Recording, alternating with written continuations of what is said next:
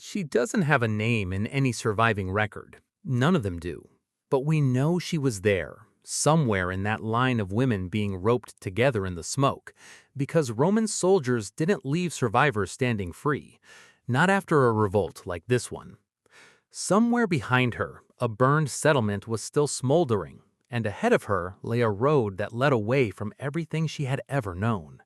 What happened to her next is one of the most haunting silences in British history. Not because historians can't guess, because for centuries, almost nobody thought her story was worth writing down. To understand how she got here, we have to go back 17 years, to the moment Roman legions first waded onto British shores, under the Emperor Claudius in the year 43. Britain was not empty land waiting to be discovered.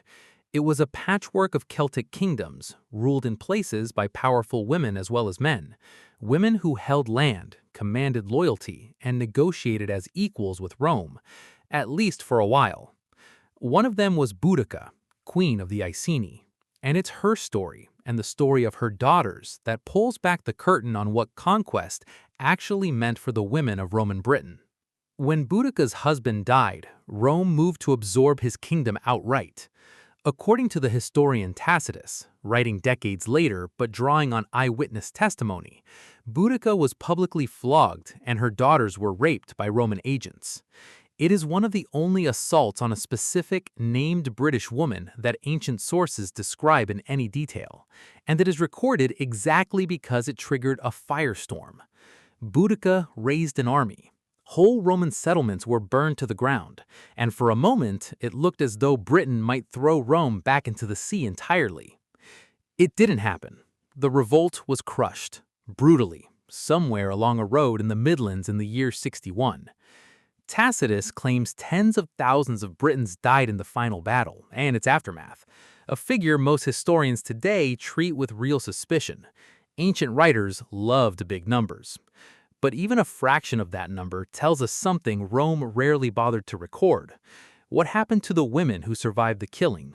Here is where the trail goes quiet and where we have to lean on something other than narrative sources. Roman law is blunt on this point. Prisoners taken in war were not persons under the law. They were property, sold under the crown, as the phrase went, at auction, alongside cattle and grain. Strabo, writing before the conquest even began, already listed slaves among Britain's chief exports to Rome, so the infrastructure for this trade wasn't new, it was waiting. Archaeologists have pulled iron slave chains directly out of British soil, gang chains built to march multiple captives at once, neck irons designed for exactly this purpose. They aren't dramatic recreations, they're real, corroded, sitting in museum cases today. One of the few physical objects that can be tied directly to a system historians otherwise have to reconstruct through inference. If a moment like that sends a chill through you, you're feeling something real, not manufactured. If forgotten history like this pulls at you the way it pulls at me, that's exactly why this channel exists, and it's worth sticking around for what comes next. Once purchased, an enslaved woman's fate could branch in several directions, and this is where responsible history has to admit uncertainty rather than manufacture a tidy story. Some were kept within Britain, absorbed into the households of the new Roman administrative class, doing domestic labor, cooking, weaving, childcare, the invisible work empires run on. Others were shipped outward into the wider Mediterranean slave markets, sold in Gaul or Italy to buyers who would never know or care which British hill fort she'd come from. Distance itself was a form of erasure.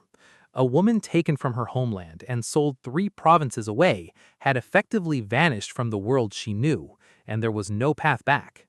Legally, an enslaved woman in this world could not marry. Roman law only recognized contubernium, an informal, unprotected pairing that carried no legal weight and could be dissolved the instant an owner decided to sell one partner away from the other.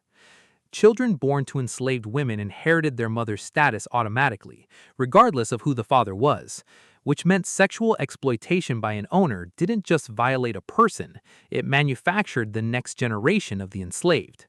Historians don't say this to shock you. They say it because Roman jurists wrote it into their law codes plainly, without euphemism, as an unremarkable fact of how their economy functioned.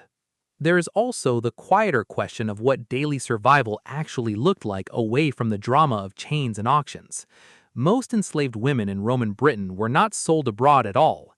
They stayed close to home, working inside villas and forts that were rising across the very land their people had once farmed freely, grinding grain, spinning wool, nursing children that were not their own. Archaeologists studying Romano-British sites have found Celtic-style brooches, native pottery, and local burial customs persisting inside otherwise thoroughly Roman households. And one interpretation, though not the only one, is that enslaved or formerly enslaved British women carried fragments of their own culture into the very homes built by their conquerors. It's a small, stubborn kind of continuity, harder to see than a battle, but arguably just as important to the story of how Britain actually became Roman. And yet, the story doesn't end in total erasure, and this is the twist that surprises a lot of people.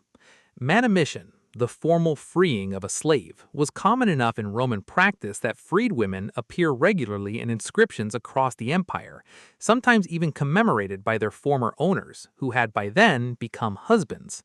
Some captive women, or far more likely their descendants, climbed back into visibility this way, gaining Roman citizenship, property, even modest wealth. It's a strange, uncomfortable kind of survival, built on top of the very system that had erased them in the first place. Historians can trace the shape of it in funerary inscriptions and legal texts. What they cannot do is follow any single Iceni woman from that road in the Midlands all the way to a specific grave with her name carved into it. That thread simply doesn't survive. So we're left, as we so often are with the conquered rather than the conquerors, staring into a gap the sources refuse to fill. We know the mechanism. We know the law. We know the chains have been dug out of the earth, and we know Rome recorded exactly enough about Boudica and her daughters to prove that everything described here was not exceptional, it was routine, and simply usually invisible. If this kind of quiet, evidence-built history is the kind of thing you want more of, subscribing genuinely helps more people find it. And if you've got a theory about what happened to the women who vanished into that trade, the comments are where that conversation actually happens. Somewhere along a road none of us can name, in a year most of the empire has already forgotten, a line of women was still walking, roped together, towards ships and markets and households that would erase almost everything about who they had been. We don't know her name. We may never know it. And maybe that's the most honest ending this story can have, because history didn't close her chapter. It just stopped writing.